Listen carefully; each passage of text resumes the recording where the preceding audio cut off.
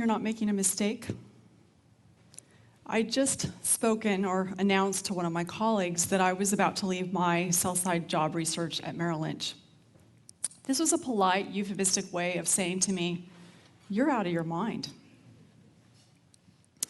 Here I was in Mexico City. We were in an auditorium about this size, hundreds of people. Up on the podium was Carlos Slim. He is the controlling shareholder of América Móvil. It was an analyst investor day for that company. He's one of the richest men in the world, and he was referencing my research report and referring to me as La Whitney. At the same time, I had institutional investors, Fidelity, Wellington, reaching out to me saying, I want to hear what you're thinking. Is it a buy? Is it a sell? Can I see your financial model? It was really pretty heady stuff. This colleague also knew me when I first arrived at New York. I was a music major. I had no confidence, no connections, and so I got the best job I could get, which was an anchovy at the bottom of the food chain, which was a sales assistant for a retail broker. I was making $21,000 a year. Are you sure you're not making a mistake? Yes, I'm sure. Now, I wouldn't have described it this way then, but today, what I understand is I was saying it's time for me to disrupt myself.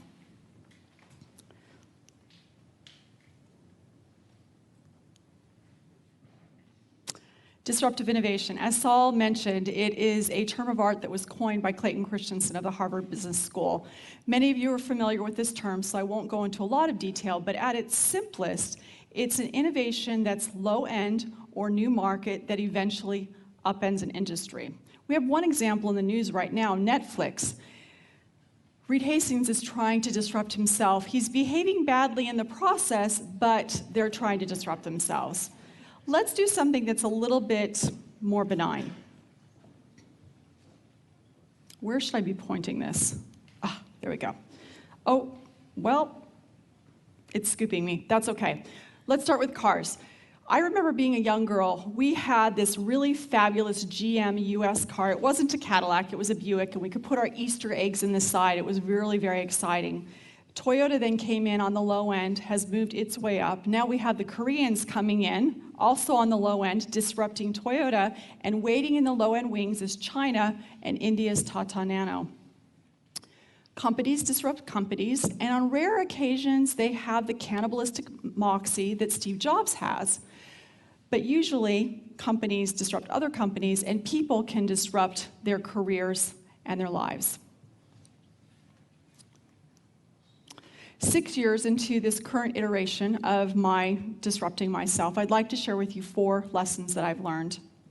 The first is, if it feels scary and lonely, you're probably on the right track. We talk about disruptive innovation so much, it sounds really very exciting. But the fact is that once we're in the trenches and we're starting to disrupt ourselves, it can be actually quite lonely. Lowly too, but lonely is what I wanted to say. I received a comment from a fellow by the name of Abhishek on my blog, the Harvard Business Review blog, and he said, here's his story, I just graduated from university in India, one of the best schools, engineering major. I've come up with this technology that can be helpful to those who are visually impaired. I thought, I'll patent it, sell it, we'll be done. Well, it turns out the people that I want to sell it to can't afford to buy it. So then I thought, okay, I'll donate it. At this point, all of my well-wishers, my friend and family, they're actually not really well-wishers, they're naysayers, and they're saying to me, you don't need to do this, you've got a good job, why are you going to bother? It's a headache, it's a hassle, are you out of your mind? A year later, he's moving this idea forward, but he wrote in his comment, it's really been quite lonely. It also can be very scary, and I'm not talking about at the beginning of your career. So for me, at the beginning of my career, it's like you're at the bottom waiting to go up the roller coaster. You really don't have much to lose. It may not be very sexy. I remember talking to 2 Ivy League grads, and they're asking me, okay, tell me about your background. And I'm quailing at the prospect of saying to them, well, I came to New York as a music major, then I was a secretary, now I'm an analyst. It was terribly embarrassing, but that's not what I'm talking about. I'm talking about you're mid-career, you're at this top of this roller coaster, and now you're thinking about changing jobs, losing your standing in your community, and all prospect of financial stability. That could be a thrill ride to zero. It probably won't be, but that's what it feels like. That can be lonely, it can be scary. And so here's what I want you to understand. Some of you may say to me, well, but you had a cushion, you had a cash cushion, you had a really cushy job. But another fellow, Ramesh, commented on my blog. He said, I have 10 years worth of savings in the bank, and yet I still can't muster the courage to make the move.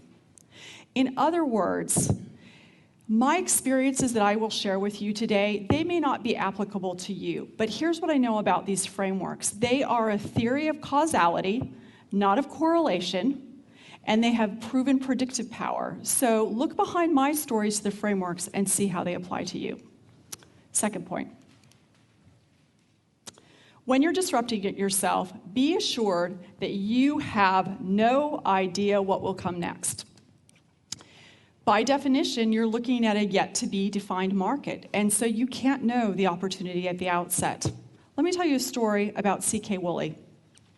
She thought, 2006, she graduates from Columbia in social work with a master's degree. She thinks, I'm going to go abroad, I'm going to work abroad and work in trauma. And then her doctor says to her, you've got medical condition X. You're not going to live abroad, you're not going to work abroad, you can't even keep a regular job. She goes home, she's not one to feel sorry for herself. She starts that discovery-driven planning process that's integral to disruption. And 6 years later, she's the CEO of Shabby Apple, an online retailer, which is on track to generate $1 million this year. My experience, when I left Wall Street in 2005, I was going to write and publish a children's book, fully illustrated. Which hasn't happened, by the way. I also was going to produce a reality TV show on soccer in Latin America. That hasn't happened either. I could not have imagined in a million years that I would end up co-founding a hedge fund with Clayton Christensen. Here's the important thing. When we're on this disruptive path, we can't know what's going to come next, but we're in good company. Some of you may be familiar with Amar Bide. He's a professor at Columbia University. Here's what he said, and here's what I want you to remember. For 90% of all successful new ventures, the strategy that leads to their success is not the strategy that they initially pursued. So again, when you're disrupting yourselves, the one thing you can be sure of is that you don't know what will come next. Point number 3. Throw out the performance metrics that you've always relied on. There's a more textbook example of this, which is measure different performance attributes than the ones in your current value network, but I actually kind of like the way that Billy Beane thinks about this. Some of you know the film Moneyball is coming out tomorrow, and this is a book that was written by the absolutely brilliant Michael Lewis about the Oakland A's, how they were the poorest team in Major League Baseball, and then they became the most successful team. And that's because Billy Beane, the general manager of the A's, decided to recast how he thought about performance metrics. He found this pitcher, Chad Bradford.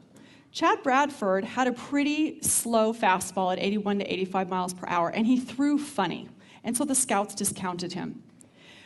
Billy Beane didn't have the luxury of discounting him. He was willing to look past conventional metrics because he needed to find players on the cheap. Chad Bradford had a unique metric. He gave up hits like most pitchers do, but when he gave up hits, they were ground balls. His ground ball to fly ratio was 5 to 1 compared to 1.1 to 1 in the league. Ground balls, as you know, you baseball fans, don't go over fences. They make singles. They rarely make doubles. When you're disrupting yourself, you want to rethink your metrics. And if the conventional metrics don't apply, become your own Billy Beane and find the metrics that measure you. Fourth point. When you pursue a disruptive course, the odds of success will improve. In Professor Christensen's work, he did some extensive analysis of the disk drive industry, which is chronicled or recounted in The Innovator's Dilemma. What he found in this analysis, which is actually foundational to our investing, is that if you pursue growth via a new market as opposed to an established market, your odds of success are 6 times higher and your revenue opportunity 20 times greater. Let's go back very quickly to the Carlos Slim example. It's the mid-90s. You've got wireline penetration in Mexico of roughly 15%. And Carlos Slim decides, I think I'm going to go after the 85% that don't have wireline penetration. But I'm going to do it not by going on the high-end cellular. I'm going to do it by doing low-end, prepaid, subsidized cellular phones. And people are like, what are you talking about? It's 2002. I have a front row seat. I've just initiated coverage on America Millville. Penetration for wireless is already 25%. Wireline's still chugging along at 15%. 10 years later, well, almost 10 years later today, wireline's now at 18%, and wireless is at 85%. Translating that to ourselves, in wanting to build something, which was one of my metrics to success, or for success, didn't my odds improve when I was willing to become an entrepreneur? And in my wanting to actually write a book someday, didn't the odds that I could do that eventually improve when I was willing to start by writing a blog? One more thing I want to share with you, and that's where this 30 times comes in. We did some more analysis and looked at 40 companies that are ex-post disruptors. 10 years after the IPO, and looked at the multiple that they traded at, a trailing PE or price earnings multiple. What we found, it's 30 times, nearly double the market multiple. That's the kind of multiple that conventional analysis would say, you're out of your mind multiple. And yet, when you looked at the growth rate, the compounded annual growth rate, or CAGR, over that same 10 years, it was 46%. So you look at the multiple of 30 times versus 46%, and in fact, the stock was a bargain. If you want to disrupt yourself, if you'll go to a place where no one else is playing or no one wants to play, your odds of success will improve significantly. Here's what I want you to know. There are times in disrupting myself that I am lonely. I'm scared. I feel impoverished. And yet, I wouldn't do it any other way.